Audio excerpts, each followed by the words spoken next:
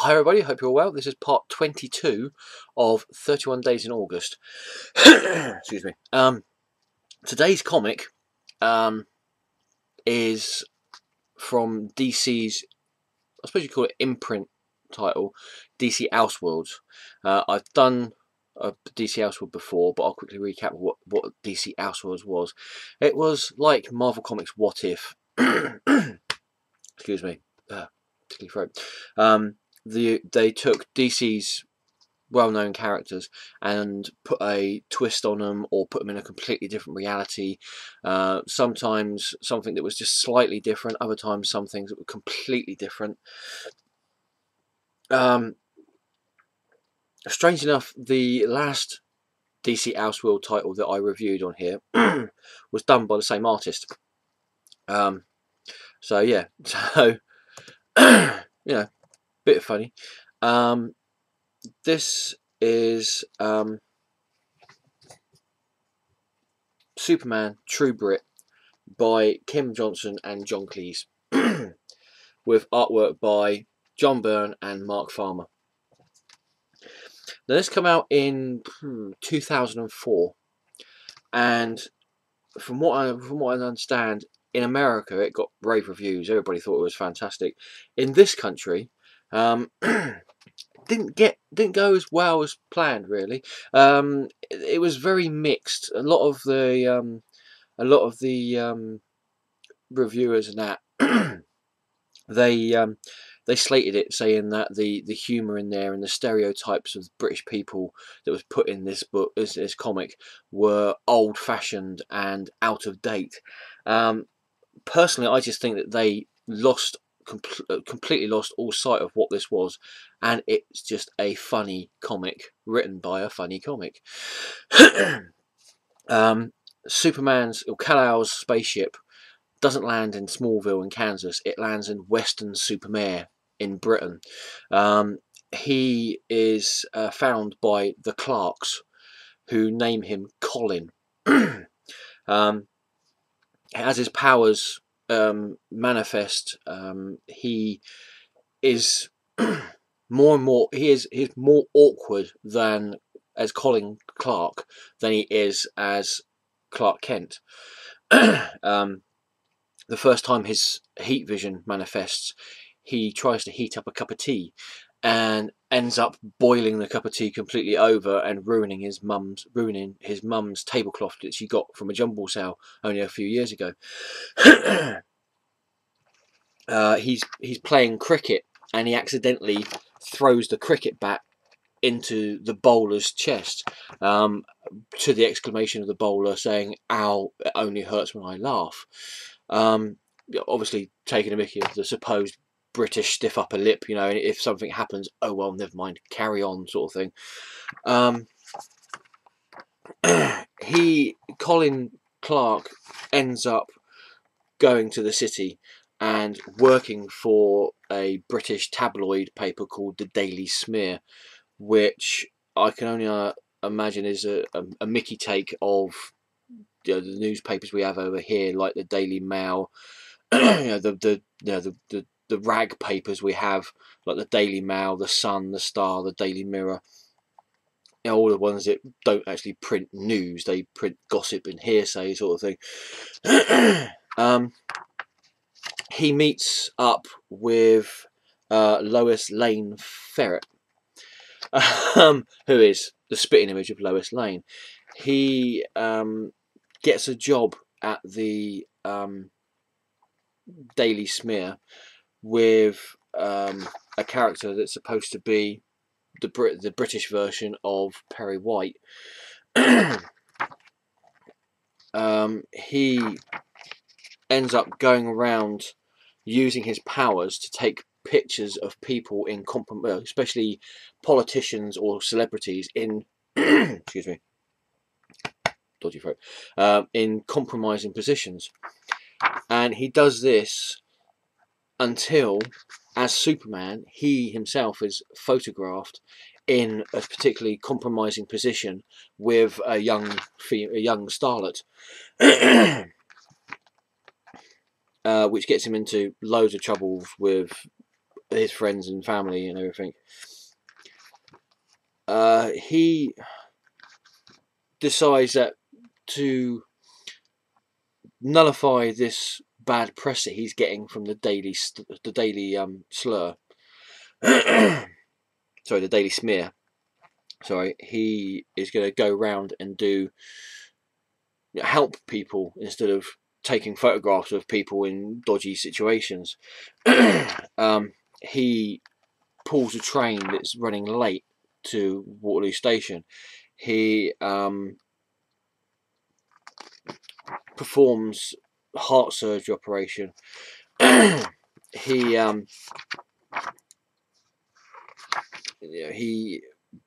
blows up the Eiffel Tower, which, there's nothing wrong with that. Any true British person with superhuman powers would probably try and do something like that. All the while, every time he's doing this, he gets a gold medal for bravery and being rather super and splendid and spiffing and what-oh. Eventually, the chief of the Daily Smear confronts Superman and tries to find out who he is. He ends up enlisting the help of a mysterious person who looks rather fat, actually. Yes, rather rotund.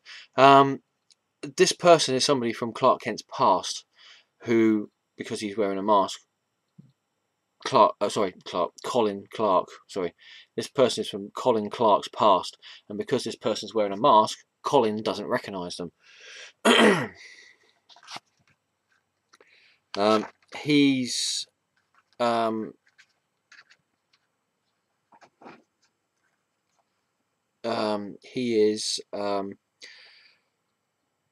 told that he has to play a game of cricket to prove, he is who he is, and that whilst he's just about to go up to the bat, he's constantly remembering the fact that he had this accident beforehand where he threw the cricket bat into somebody and hurt them. He didn't want this to happen again.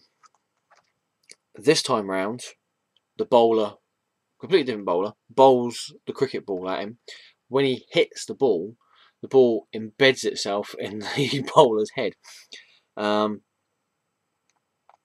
As he goes up to the bowler and he's going, "Oh, crikey, sorry about that, are you okay?" The bowler's going, yeah, fine, no problem, carry on, it's okay, chin chin, all that lot, stiff upper lip.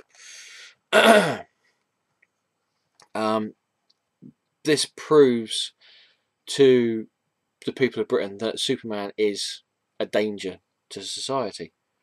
So this mysterious person ends up taking all of Colin's medals away from him and sticking a kryptonite ring around his neck to get rid of his powers.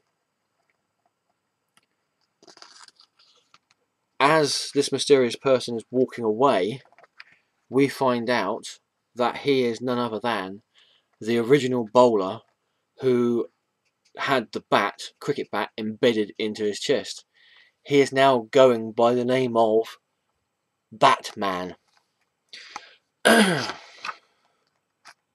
Which is why he was quite big, because he had the bat going through him and he had to cover it up, so he had this sort of like thing going around him. But this the whole thing makes Colin just want to give up being Superman, until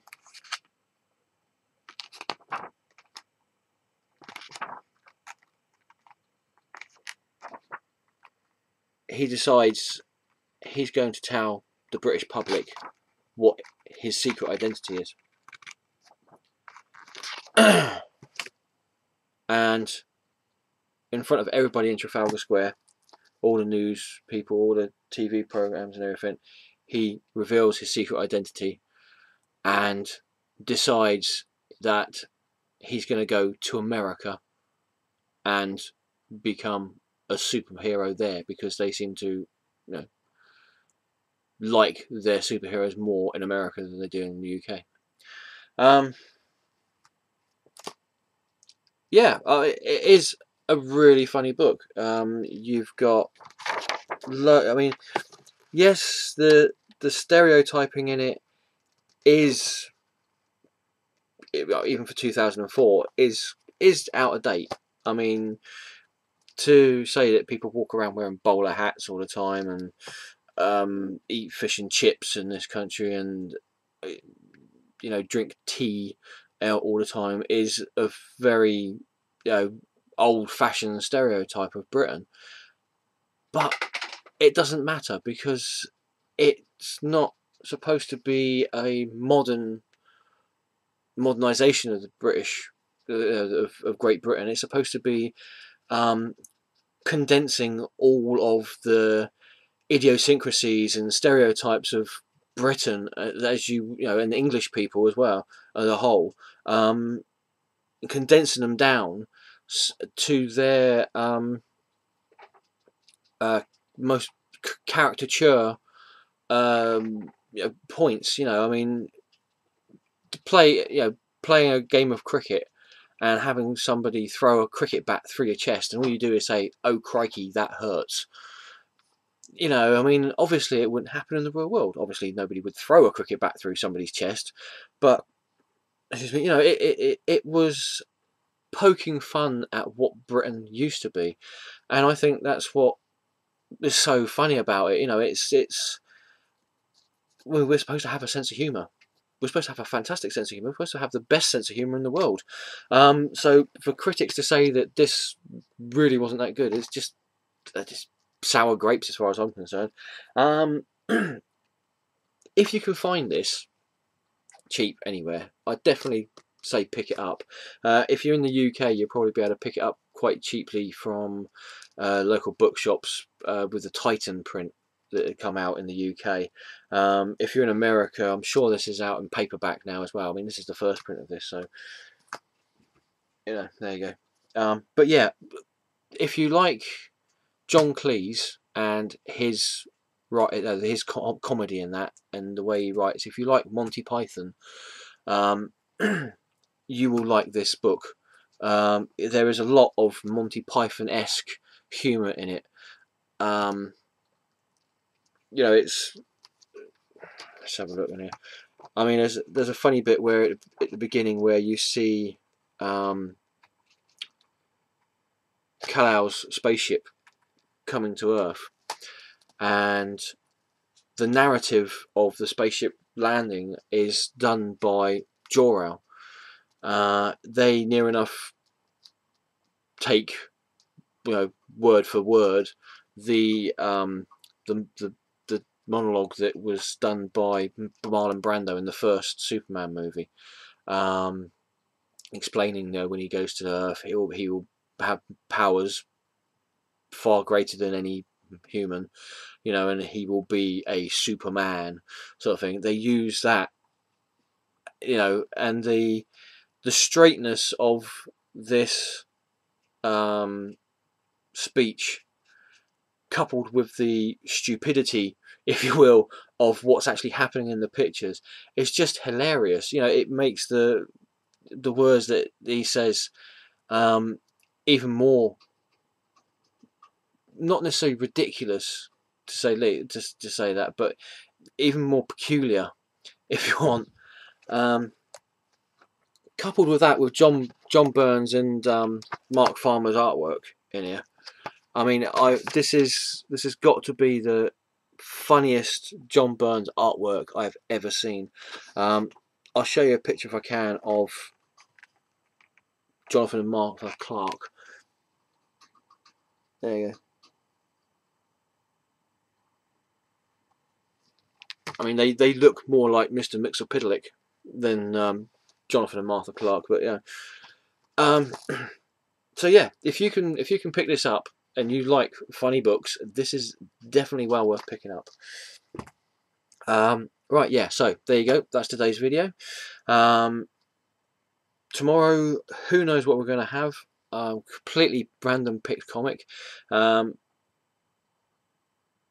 yeah, come back tomorrow. Sorry, it's quite late here at the moment. I'm a bit tired, so if I seem a bit out of it, it's because I am mere seconds away of going to bed.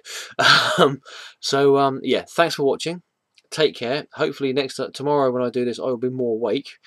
And yeah, thanks again. Hope you enjoyed this, and ta-ta for now.